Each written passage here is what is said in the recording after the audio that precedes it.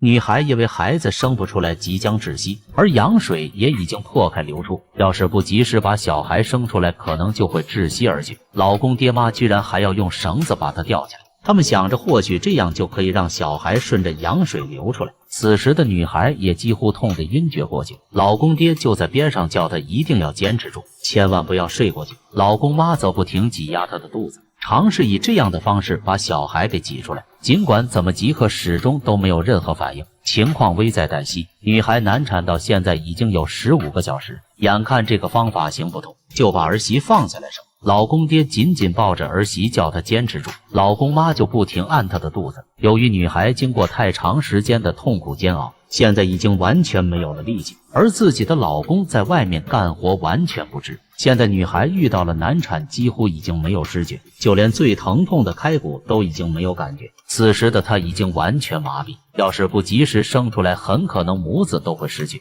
現在情況也變得更加嚴重，老公爹媽立馬採取最後的措施，不然小孩就真的出不來了。生在这裡的女孩太痛苦了，还有在他們的習俗認為，小孩只有是自己這樣順產出來的才健康，長大以後也會更加聰明。要是剖腹產或者是其他方法生出來的小孩，就會認為小孩以後會體弱多病，長大以後也會比較笨，堅決不相信現代的科技與狠活。加上他們住在大山裡，想要走出去也要5-6個小時，就算到了醫院，一切都晚了。眼看情況變得越來越危險，女孩變得不省人事，老公爹媽就把她抬起來嘗試抖动，或许抖幾下孩子就掉下來了。他們想不到這樣讓兒媳更加痛苦，實在沒辦法，又只能把她放下來。這時女孩也從痛苦中醒過來，但現在就連哭的力氣都已經沒有，情況變得越來越嚴重。經常生孩子的朋友都知道，在這種情況下是最致命的。阎王老爺已經在跟他招手，而他們就是要幫忙把女孩給拉回来，但老公爹媽卻束手無策。